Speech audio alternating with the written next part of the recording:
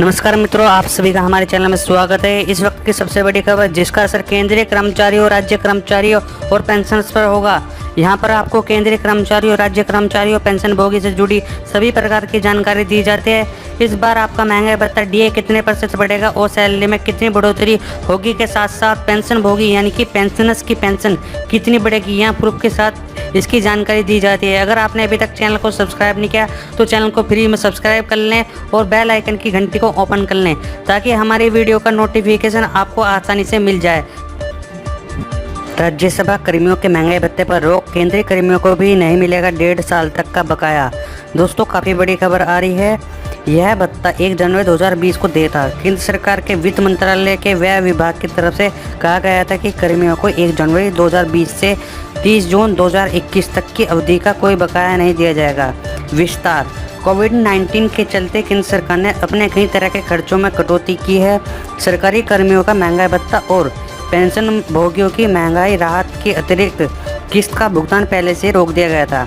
यह भत्ता 1 जनवरी 2020 को दिया था।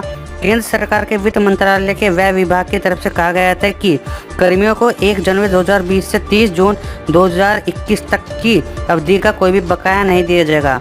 अब ये आदेश राज्यसभा कर्मचारियों पर भी लागू होगा।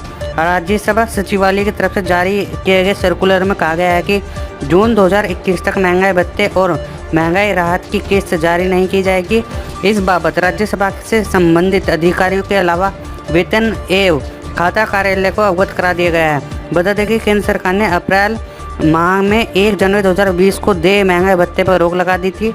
वित्त मंत्रालय के व्यय विभाग द्वारा जब आदेश जारी हुआ तो उसमें पेंशन भोगियों को मिलने वाली महंगाई राहत के अतिरिक्त किस्त का भी जिक्र किया गया था। इतना ही नहीं, आदेशों में यह भी लिखा था कि 1 जुलाई 2020 और 1 जनवरी 2021 से देय महंगाई भत्ता व महंगाई राहत की अतिरिक्त किस्त का भुगतान भी नहीं होगा। यद्यपि महंगाई भत्ते और महंगाई राहत की मौजूदा दरों का भुगतान किया जाता रहेगा। जैसा ही सरकार की तरफ से 1 जुलाई 2021 से देय महंगाई भत्ते और महंगाई राहत की भावी किस्तों को जारी करने का निर्णय लिया जाता है तो 1 जनवरी 2020, 1 जुलाई 2020 एवं 1 जनवरी 2021 से प्रभावी महंगाई भत्ते व महंगाई राहत की दरों को प्रभावी प्रभाव से बहाल कर दिया जाएगा। उन्हें 1 जुलाई 2021 से प्रभावी महंगाई संचय संशोधित दर पर सम्मिलित करेंगे। 1 जनवरी 2020 से 30 जून 2021 तक की अवधि का कोई भी बकाया अब राज्यसभा के कर्मचारियों को भी नहीं दिया जाएगा। देश भर के नौकरी पेशा लोगों के लिए केंद्र सरकार एक बड़ा ऐलान कर सकती है। दरअसल केंद्र सरकार एक तैयारी कर रही है जिसमें कि ग्रेचुइटी के जो नियम है उसमें काफ़ी बड़ा बदलाव किया जा सकता है। इसके अंतर्गत बताया जा रहा है कि 5 साल की शर्त को ख़त्म कर दिया जाएगा और 1 साल कर दिया जाएगा। इसके अलावा फिक्स टर्म पर काम करने वालों को भी ग्रेचुइटी देने का प्रावधान लाया जा सकता है। इस बदलाव के बाद ग्रेचुइटी के लिए किसी कंपनी में 5 साल तक काम करना जरूरी नहीं होगा। सरकार की तैयारी की अब जितने दिन काम उतने दिन की ग्रेचुइटी मिलेगी। फिक्स टर्म वालों को भी ग्रेचुइटी का फ़ायदा मिलेगा। हालांकि अभी यह तय नहीं है कि केंद्र सरकार जब इसके ऐलान में कितना समय लेगी, लेकिन सरकार के इस फैसले के बाद करोड़ों कर्मचारियों को राहत मिलेगी। क्या है ग्रेचुइटी को लेकर सरकार की तैयारी? सूत्रों के मुताबिक नौकरी बदलने पर ग्रेचुइटी ट्रांसफ़र का विकल्प मिलेगा। सरकार ग्रेचुइटी के मौजूदा स्ट्रक्चर में बदलाव करने की तैयारी कर रही है। पीएफ की तरह हर महीने की ग्रेचुइटी कंट्रीब्यूशन का प्रस्ताव दिया गया है। ग्रेचुइटी को भी वैध रूप से सीटीसी का हिस्सा बनाने का प्रस्ताव है। सूत्रों के मुताबिक लेबर मिनिस्ट्री ने प्रस्ताव पर काम शुरू कर दिया है। एम्प्लॉय एसोसिएशन के साथ बैठक पर चर्चा हो चुकी है। पीएफ ट्रस्ट के तहत ग्रेचुइटी को भी लाने पर विचार हो रहा है। हालांकि सूत्रों का कहना है कि ग्रेचुइटी मिलने का न्यूनतम समय 1 साल तय होगा। अभी सिर्फ स्थायी कर्मचारियों को 1 साल की घोषणा की गई है। टैक्स लाभ नए स्ट्रक्चर से कंपनियों को मिल सकता है। फ़ायदा, मासिक कंट्रीब्यूशन से कंपनियों को एकमुश्त रकम देने की ज़रूरत नहीं होगी। क्या होगा ग्रेचुइटी का?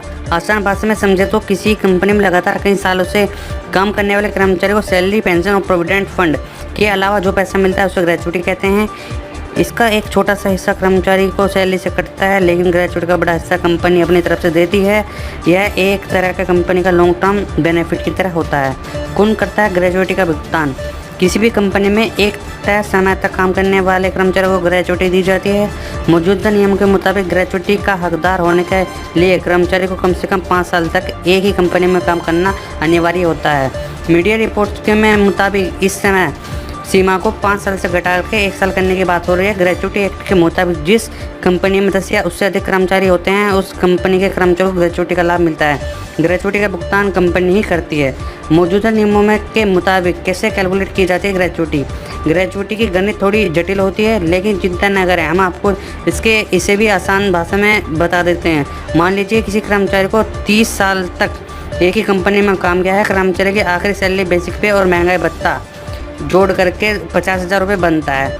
तो एक बात आपको जाननी जरूरी है कि ग्रेच्युटी का हिस्सा एक माह में 30 दिन के बजाय 26 दिन के आधार पर होता है, क्योंकि बाकी के 4 दिन छुट्टी के तौर पर माना जाता है। अब इस 50,000 रुपये को 26 से भाग दे दीजिए और भाग के बाद जो रकम निकलेगी उसे दोस्तों 1923 यानी कि 1923 से दोस्तों ये रकम निकल के आ जाएगी। अब कर्मचारी की सर्विस में कुल सालों को 15 से गुना कर दीजिए, यानी कि जब आपने 50,000 को 26 से भाग किया तो ये निकल के आएगा 1923.07। फिर इसको 15 से गुना यानी कि मल्टीप्लाई कर दीजिए, फिर आपकी वो ग्रेच्युटी निकल के आ जाएगी। तो दोस्तों दरअसल 1 साल में 15 दिन के आधार पर ग्रेच्युटी कैलकुलेट की जाती है। ऐसे में 30 साल से 15 से गुना करेंगे तो रिजल्ट 450 आएगा।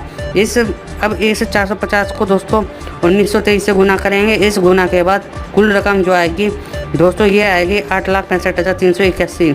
इस प्रकार 30 साल तक किसी कर्मचारी काम करने वाले पर उसके बेसिक सैलरी और महंगाई भत्ते के आधार पर कुल 8,65,381 रुपये की ग्रेच्युटी आपको दी जाएगी। कर्मचारी भविष्य निधि संगठन EPFO ने 105 करोड़ रुपए के एरियर के साथ साथ 870 करोड़ रुपए की पेंशन जारी की है, जिसमें कि दोस्तों काफ़ी बड़ी खबर आ रही है। कर्मचारी भविष्य निधि संगठन EPFO की कर्मचारी पेंशन योजना के तहत पेंशन फंड में आंशिक निकासी की सुविधा बहाल करने के फैसले को लागू करने के बाद EPFO ने 105 करोड़ रुपए के एरियर के साथ 870 करोड़ रुपए की पेंशन जारी की है। इससे लाखों पेंशन धारकों को फ़ायदा मिलेगा। अब इस सुविधा को उन लोगों के लिए बहाल कर दिया गया है जिन्होंने 25 दिसंबर 2008 को या उसके पहले इसका विकल्प चुना था। पेंशन कंप्यूटेशन के तहत पेंशन में अगले 15 साल तक 1/3 की कटौती होती है और घटी हुई राशि का एकमुश्त दे दी जाती है। 15 साल बाद पेंशन भोगी पूरी राशि लेने का हकदार होता है।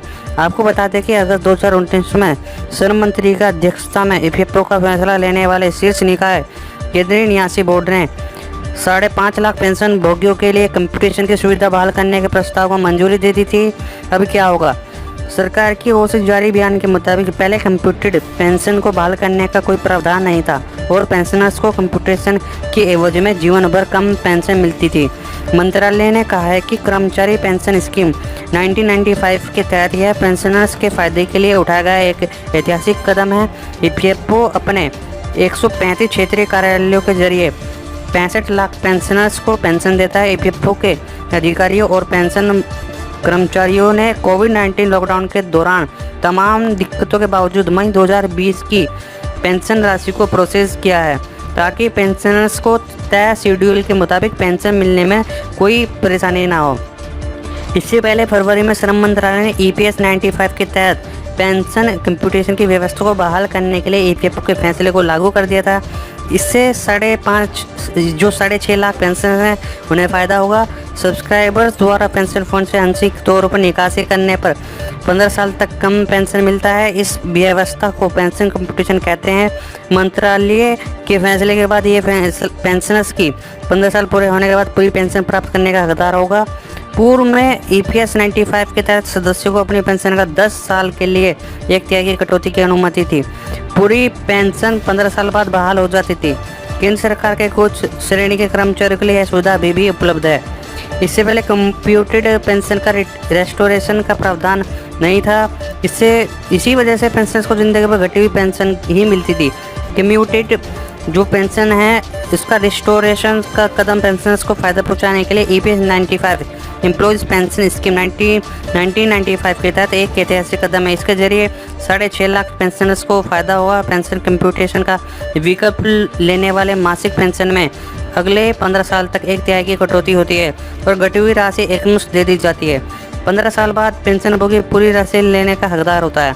श्रम मंत्रालय ने 25 सितंबर 2008 को या उसके पहले EPFO के पेंशन कोष से आंशिक निकासी की सुविधा का लाभ उठाने वाले पेंशन भोगियों के लिए पेंशन कम्यूटेशन रेस्टोरेशन की सुविधा दिए जाने को लेकर अधिसूचना 2020 को जारी की थी।